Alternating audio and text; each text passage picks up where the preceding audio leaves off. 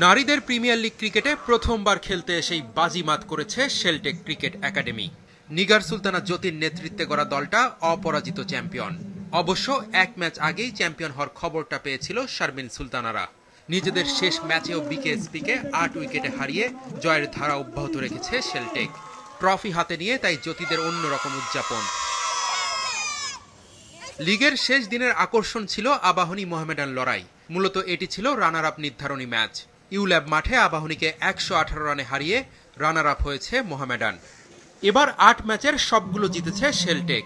নতুন দলের এমন প্রাপ্তির পেছনে উদীয়মান ক্রিকেটারদের কৃতিত্ব দিতে চান অধিনায়ক। আমাদের টিমে কিছু ইন্ডিভিজুয়াল পারফরমেন্স হয়েছে যেটা চোখে পড়ার মতো। যখন সেকেন্ড রান গেটার কিন্তু আমাদের টিম থেকে শারমিন সুলতানা, উনি কিন্তু দুর্দান্ত খেলেছেন এবং বলবো খুব ভালো স্ট্রাইক রেটে ব্যাটিং করেছে ইসমা তানজিম। এবং আমাদের টিম থেকেই কিন্তু সুমনা যে হচ্ছে হাইস্ট উইকেট গেটার হয়েছে। সো এদিক থেকে কিন্তু বলবো যে আমার টিমের অ্যাচিভমেন্ট অনেক বেশি। আমাদের কিন্তু টার্গেটটা ছিল যে এই টুর্নামেন্ট শেষ করার জন্য আমরা কিছু প্লেয়ার পাই, যেগুলো হচ্ছে বাংলাদেশ টিমের জন্য আমরা তাদেরকে ব্যবহার করতে পারি, প্লাস হচ্ছে পাইপলাইনে কিছু জন্য প্লেয়ার অ্যাড হয়।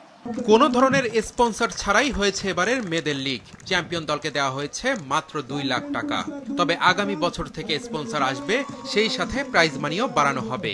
মেয়েদের পুরস্কার বিতরণীতে এসে এমনটাই জানিয়েছে নাজমুল আবেদিন ফাহিম। সামনে যেসব প্রোগ্রামগুলো আছে মেয়েদের, সেগুলোর স্পন্সরের খোঁজ চলছে। আশা করছি আমরা পেয়ে যাব। লিগ হওয়া বা ঘরোয়া টুর্নামেন্ট একটা চলমান প্রক্রিয়া। আমরা চেষ্টা করছি যেগুলো যেন ভালো এনভায়রনমেন্টে, ভালো কন্ডিশনে হয়।